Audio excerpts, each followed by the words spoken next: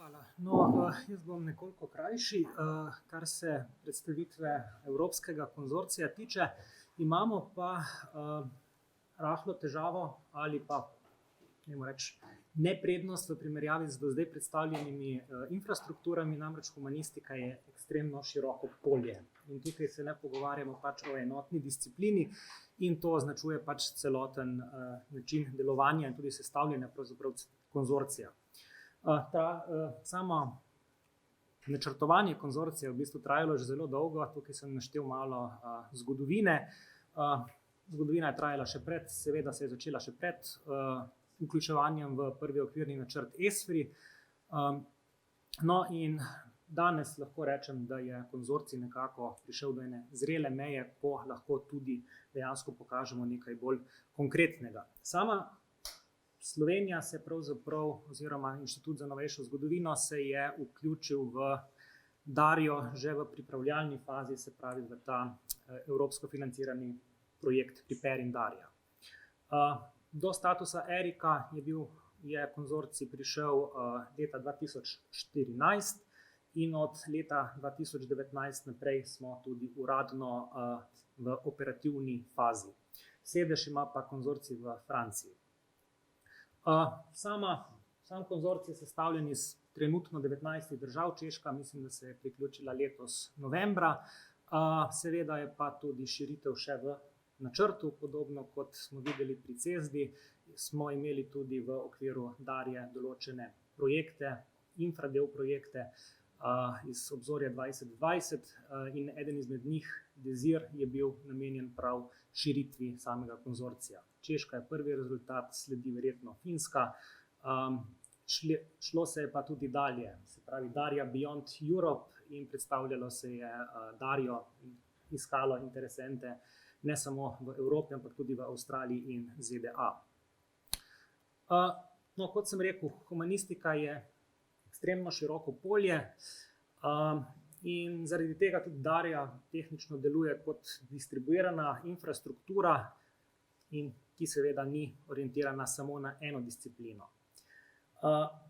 Raznolikost disciplin in tudi metodologij, ki se pač zelo razlikujejo, pa še bolj opazna, ko dobimo ta širok nabor članic konzorcija.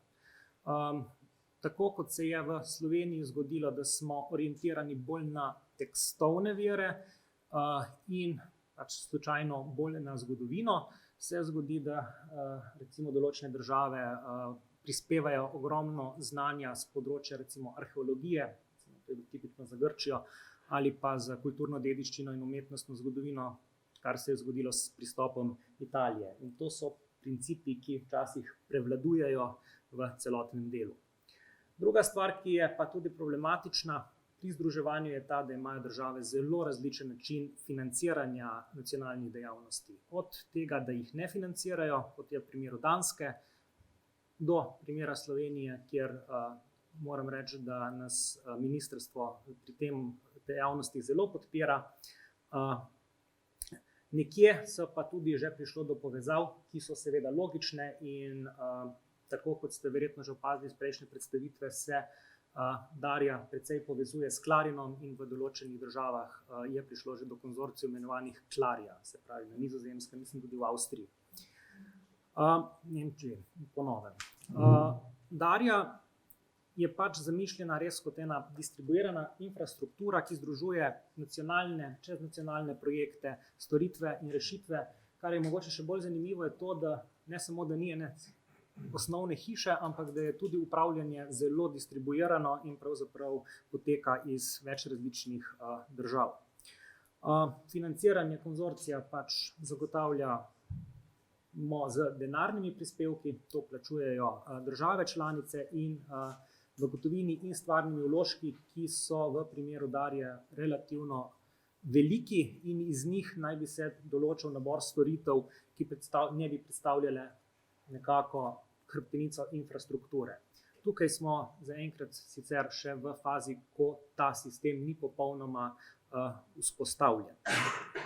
Sam organigram po svoje je zanimivi del tisti, ne upravljavski, ampak spodnji. Od Komiteja nacionalnih koordinatorjev, kjer dejansko se predstavlja nekje nacionalni vidik in povezave med različnimi nacionalnimi usmeritvami, do tako imenovanih VCC-jev in pod virtualnih kompetenčnih centrov in spodaj delovnih skupin. Delovne skupine so se pojavile, mislim, da leta 2014 na konferenci Darje v Ljubljani. Predtem se je delovalo izključno skozi 4 virtualne kompetenčne centre, ki so se ukvarjali pač z različnimi nalogami. Na infrastrukturnem delu se še spominjam debat o PID-ih, pa debat o autentikaciji, ki so na koncu tudi rezultirale v določenih rešitvah. Najbolj nekako dejaven je bil pa center, ki se je ukvarjal z raziskavami in izobraževanjem. Predvsem na področju nudenja materialov pri poučevanju v digitalni humanistiki. Kot sem rekel, virtualni kompetenčni centri pač niso neke fizične ustanove, so nabor strokovnjakov, ki imajo potem relativno velik družbeni vpliv na polju digitalne humanistike, pa tudi celotna Darja nekako si želi imeti vpliv in pravzaprav ima vpliv pri oblikovanju različnih politik. Dosti bolj ciljne so pa delovne skupine. Delovne skupine so različne, iz različnih logov izhajajo, včasih je to skupina 3 zainteresiranih posameznikov, včasih bistveno večja. Tukaj sem jih pa nanizal bolj zaradi tega, da vidite pravzaprav, kakšna je raznolikost. Določene izhajajo iz preteklih projektov, tako da se zagotavlja z njimi pravzaprav preživetje ostankov velikih projektov, kot je bil recimo Cendari.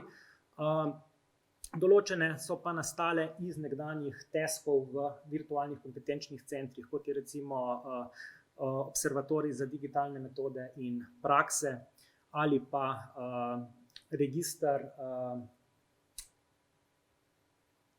študijskih smeri, ki poučujejo digitalno humanistiko. Tega si v zadnjih letih spet delimo kot skupni projekt s Clarino. Posebnosti so pa takšne, da digitalna numizmatika je zagotovo področje, ki ga zelo težko standardiziramo in upnemo skupaj z muzikološkimi raziskavami. Seveda obstajajo tudi skupine, ki poskušajo te stvari nekako na nivoju Darje urejati. Nekatere so bolj, nekatere manj dejavne. V zadnjem času je skoraj najbolj odmevna ta, ki se ukvarja z etiko in pravnostjo v digitalni humanistiki. Slovenija je recimo zelo dobro zastopana tudi v delovni skupini ženske avtorice v zgodovini. Darja je kot skupek strokovnjakov in kot pravna oseba seveda vključena v različne projekte, od Operas, recimo, ki se ukvarja z digitalnim založništvom, o Triplu smo danes že slišali, seveda Šoku in podobnem. Bolj zanimivo je morda pogledati malce nazaj. Kajti tukaj vidimo, da se je fokus malce obrnil proti podatkom, proti publishingu, medtem ko v starejših obdobjih je bilo veliko projektov, ki so bili vezani bolj na kulturno dediščino. In tukaj je tudi digitalna znanost, če lahko tako rečemo, da nekoliko v konfliktu ali pa se je prekrivala z vsebinami, ki spadajo pod dediščino oziroma pri nas bi rekli pod kulturni sektor. Tukaj lahko tudi vidite, da Raja Tič, ki je danes pravzaprav working delovna skupina, je nekoč obstajala kot Erasmusov projekt. Omenil sem že Desir, se pravi nedavno zaključen projekt, ki se je ukvarjal predvsem s tem, kako razširiti spekter Darje geografsko. Predtem je bil pa z infradel projekta Humanities at Scale financirano pravzaprav način, kako naj bi Darja delovala, kako naj bi zbirala stvarne vložke in podobno. Letos jeseni je bil potrjen srednjeročni strateški akcijski načrt, ki je nakazal nekako nadaljnji razvoj. In spet, če pogledamo prej Clarin, šele tukaj pridemo pravzaprav do vizije in kaj je pravzaprav misija Darje. To smo določili, mislim, da januarja lani v Parizu in še vedno stvari nekako stojijo, imamo vizijo, imamo idejo, ki pa seveda nikoli ne more biti tako fokusirana, kot je pri eni sami disciplini. Ta strategija sloni na 4 stebrih. Spodnje 3 so pravzaprav stvari, ki sem jih že omenil. Zanimiva je zgornja, ker je pravzaprav Darjina strategija danes sloni na pojavu evropskega oblaka in marketplace. Ideja, da bi na enem mestu ponudili pravzaprav možnost, da bi digitalni humanist na enem mestu našel orodja, načine in baze ali pa vsaj dostop do baz, se je preko Darje preselil v šok. Kar je, mislim, da je Irena prej tudi nekoliko omenila, da imamo nekoliko različne ideje včasih o tem, kaj pravzaprav to pomeni. In morda na koncu, da ne bo zvenelo, da Darja ni orientirana v ponudbo tudi storitev, ne, obstajajo. Večinoma smo tukaj slonijo na vložkih največjih partnerjev, ki sta Francija in Nemčija, tako da ponuja se storitve za management dogodkov, za objavljanje,